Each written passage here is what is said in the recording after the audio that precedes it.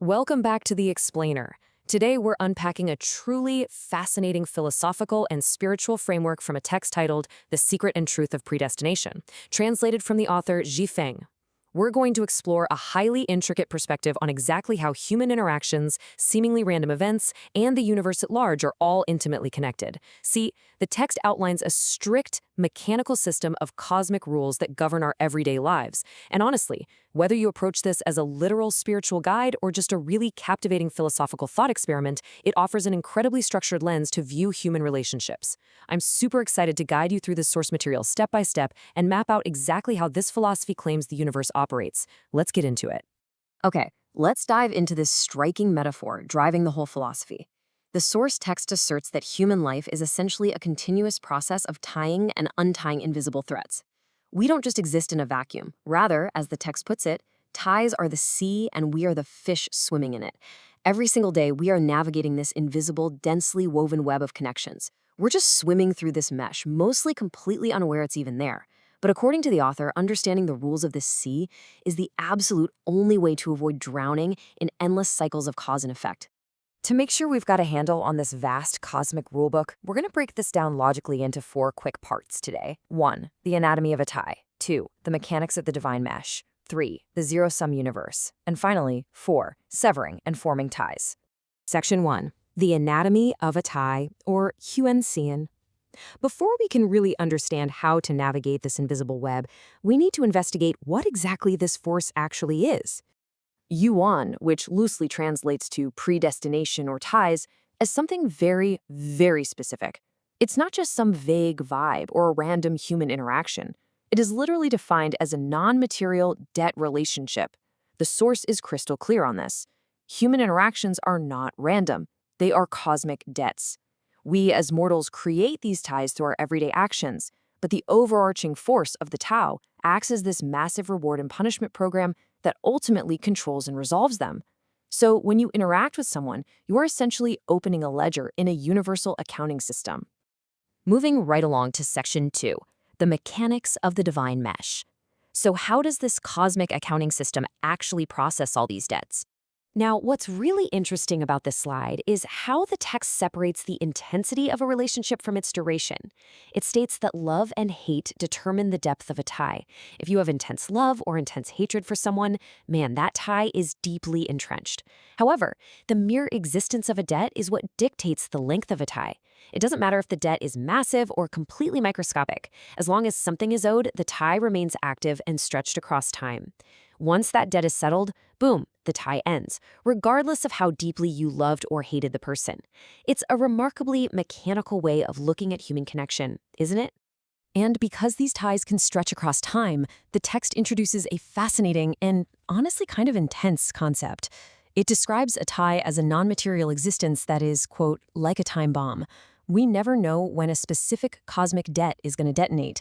It could happen in a couple of hours, or it might just lie dormant for hundreds of thousands of years. But there is a crucial caveat here. Ties have shadows and traces. They aren't just random magic. They are strict cause and effect. The text claims that if someone were to open their Buddha eyes to track these invisible threads, every single detonation could be traced right back to its exact origin point. Connecting this abstract concept right back to our everyday reality, the text makes a sweeping claim about the nature of chance. It asserts that absolutely all coincidences and emergency events arise strictly due to these ties. That sudden emergency that ruins your Tuesday, a chance meeting with a total stranger who ends up changing your life, the text argues there is no way these are accidents. They're simply cosmic debts coming due. The tie literally orchestrates the meeting or the event. And the logical conclusion to that rule is simply this. When the equivalent debt is paid in full, the event naturally ends, and the people involved will naturally part ways. If every interaction is a potential time bomb of debt, and this mesh is impossible to just slip through, it naturally begs the question, how do you actually escape the divine mesh? Well, the source material doesn't just present this massive problem. It actually offers a highly detailed set of behavioral methods and philosophical mindsets designed to completely untangle us from this karmic web. But before we can take action to untangle these ties, we really need to understand the philosophical foundation of the whole system. This brings us to Section 3, the zero-sum universe. Everything in this philosophy hinges on the concept of zero. The text emphasizes that the guiding principle of the entire universe is that positive and negative energy, or gains and losses, always balance out to exactly zero. Losses and gains are perpetually equal. If you lose something, you will inevitably gain something else. If you gain something, you will absolutely lose something. This is the absolute law of the cosmic ledger. To even begin untangling your ties, you first have to accept that the universal balance sheet is always perfectly zero. The practical application of this zero-sum rule completely flips our standard human reactions right on their head. The text explicitly advises, quote, "Never think that someone owes you, but remind yourself what you owe others." It actually goes as far as to say that if others bully, insult, or trample upon you, it's simply because you owed them a debt from the past, and, well, it's just time to pay it back. By framing perceived wrongs and victimhood as mere debt settlements, the source argues you can accept hardship without getting angry, which completely prevents a new cycle of negative ties from forming. With that philosophical grounding in place, we enter our final act, severing the worldly, forming the celestial. This section details the precise, prescribed behaviors the text says will break you free from these endless worldly cycles. So, the crucial point is how these 8 methods work together to zero out our worldly balances. The text synthesizes teachings from various spiritual figures to create a clear, actionable checklist. To break the cycle, a person has to actively pray and repent. They must cheerfully swallow humiliation without any resentment and proactively do good to all life, bringing joy, not distress. It demands this attitude of always giving and never taking. You literally have to strictly avoid taking advantage of anyone, even your own family members. By worshiping higher beings, completely forgiving all past harm, and following the ultimate way of the Creator, you essentially stop adding new debts while continuously paying off the old ones. Now, within these rules for avoiding mundane entanglements, the text highlights one highly specific and very dangerous area: romantic and physical relationships. It states emphatically that love and sex must be completely consensual from both sides.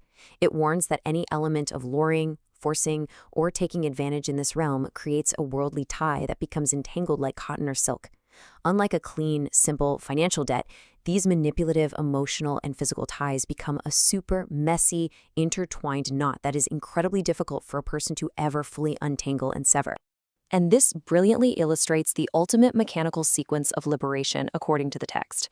It's just a simple 3-step progression. Step 1, you must actively forgive all those who have ever harmed you across time. Step 2, you must completely stop asking them to repay you for that harm. Once you execute steps 1 and 2, step 3 mechanically follows. The gravitational attraction of the lower-level mortal world completely disappears from your life. Basically, by voluntarily canceling the debts others owe you, you sever the chains keeping you tied to the mortal plane. To summarize the entirety of this complex philosophy, we can map out the text's ultimate conclusion right here through simple cause and effect. The universal ledger is strictly logical. If you form good ties, they bear good fruit. If you form bad ties, they bear bad fruit. If you allow yourself to be caught up in mundane entanglements, taking advantage of people, holding grudges, forcing relationships, you will continuously fall back into the mortal world to settle those debts. But if you sever those worldly ties and instead build affinities with higher celestial beings, your ledger zeroes out, and you are propelled upward to a realm of complete freedom, the Elysium world. The text leaves us with a truly compelling realization. Our entire reality is shaped by the unseen debts we are constantly creating and resolving. If every interaction, coincidence, and even fleeting thought is weaving an invisible mesh that could take thousands of years to untangle, well, it brings us to one final question for you to consider. What invisible ties are you creating with your thoughts and actions today? Thank you so much for joining me on this explainer.